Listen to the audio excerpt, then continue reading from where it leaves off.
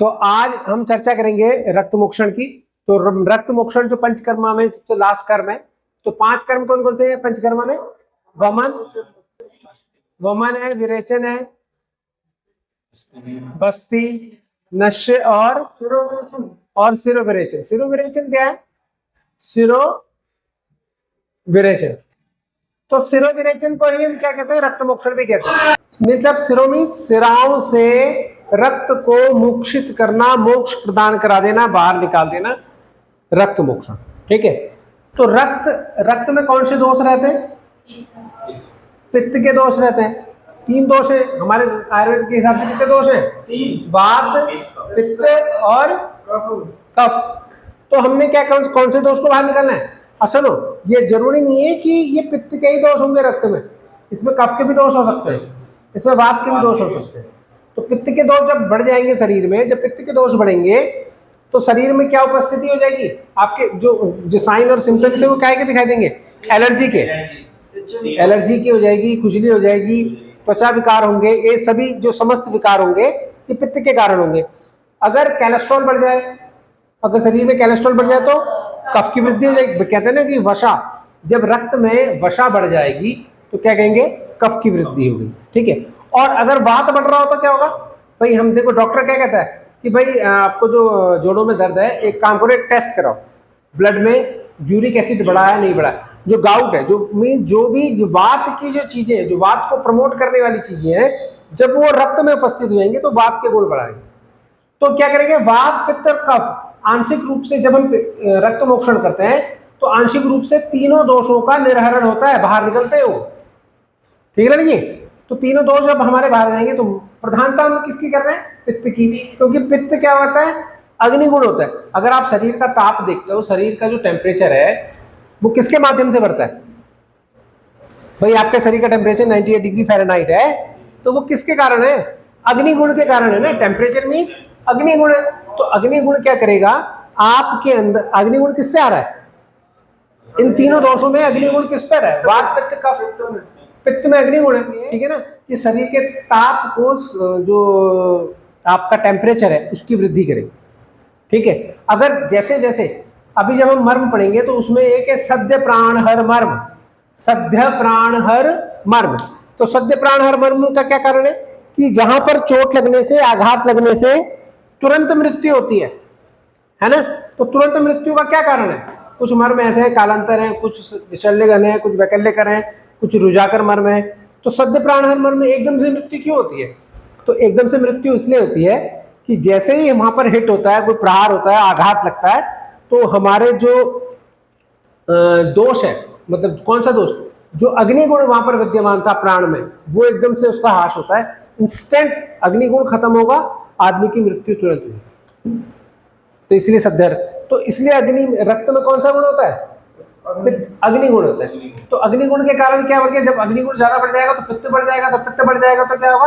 त्वचा के समस्त विकार हमारे शरीर में विद्यमान हो जाएंगे। जैसे पिंपल्स हो जाएंगे चेहरे पर, खुजली हो जाएगी, सोराइसिस हो जाएगी।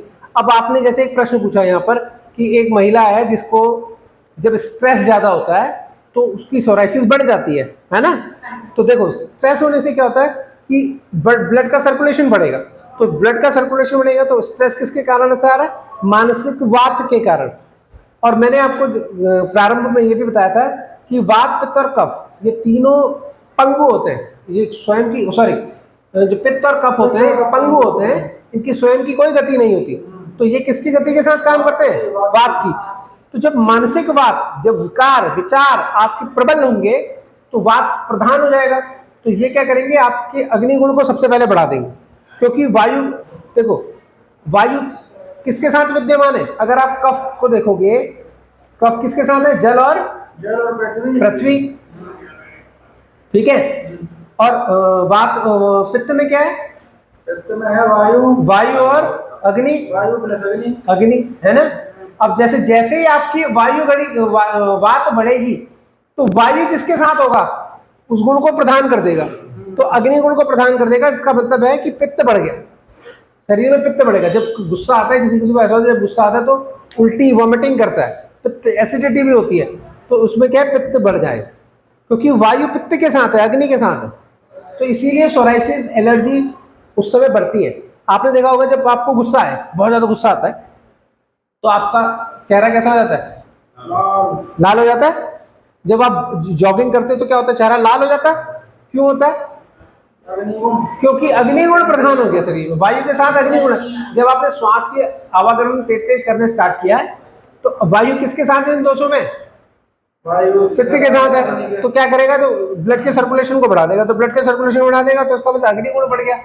तो उस समय बॉडी का टेम्परेचर गर्म में होता है ना, जब हम गुस्सा होता है तो हम क्या कहते हैं? बोलते हैं यार कूल डाउन, तो ठंड पा यार, ठंड पा, ठीक है, ठंड पा, पानी पी, ठंडा पे। तो क्या होता है? जैसे जैसे वो नॉर्मल होता रहता है, चेहरा भी उसका नॉर्मल होता रहता है। तो ये तरीका है, ठीक है ना। तो अब रक्त और पित्त में क्या संबंध हो गया? आश्रय आश्रय भाव संबंध। मीन्स रक्त, ये रक्त है, ये पित्त है।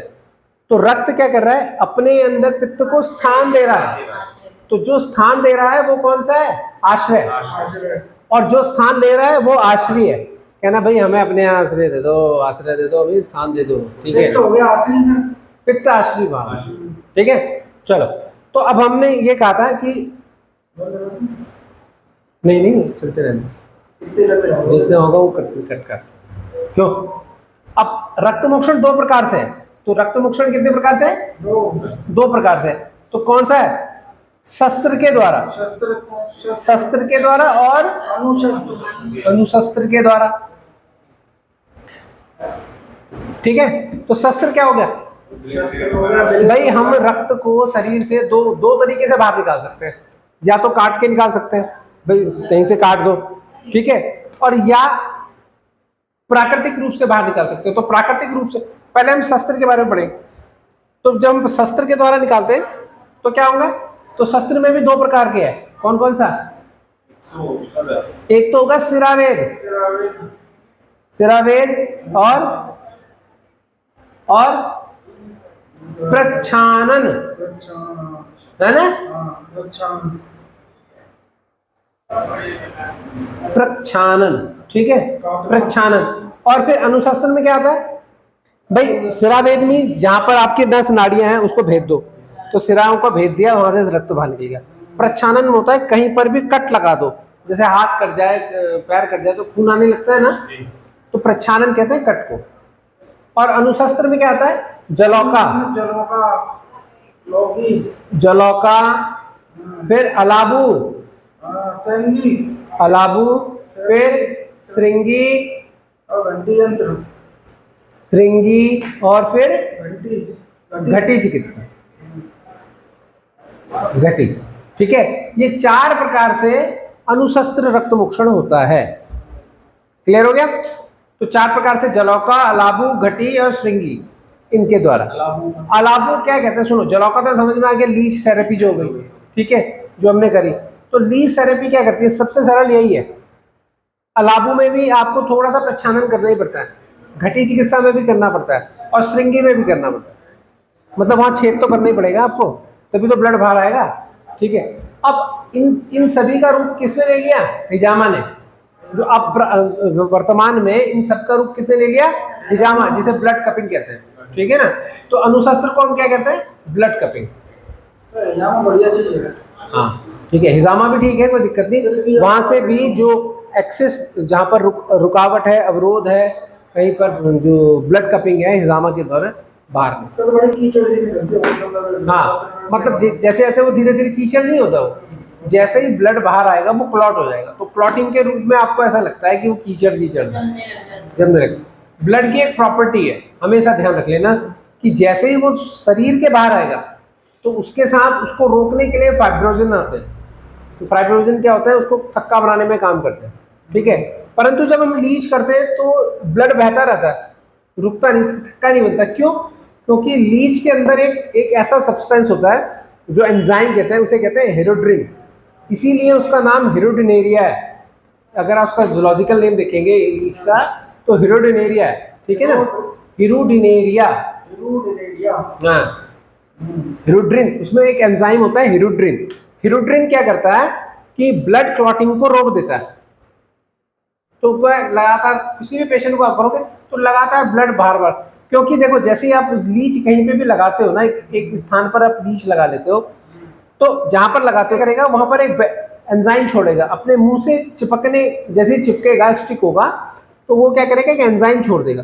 तो एंजाइम क्या करेगा, ब्लड स्ट्रीम के चारों तरफ जितना उसका जहां जहां पर जितना उसका लेंथ है, जितनी लीच की लेंथ है उसी लेंथ का डायामीटर बना देगा उस हिरोड्रिन का, अच्छा। आगे पीछे ऊपर नीचे सब जगह से, ठीक है, जिस कैपिलरी या आर्टरी में वो लगा है। तो जैसे जैसे लगाएगा, जितनी लंबी लेंथ होगी उतनी लंबी का लगाएगा, ठीक। तो जैसे ही ब्लड उस स्ट्रीम ब्लड हिरोड्रिन बैरियर से आएगा तो वहां क्या होगा, वो फाइब्रोजिन है वो डिजोल्व हो जाएगी, तो वो जमने नहीं देगी। इसीलिए काफी पेशेंट ये होते हैं कि जो शाम तक ब्लड आ रहा है, ब्लड को तो रुक जाना चाहिए था जैसे ही बाहर आता है चोट में, ठीक है, परंतु वो ब्लड आता ही जा रहा है, ठीक है ना।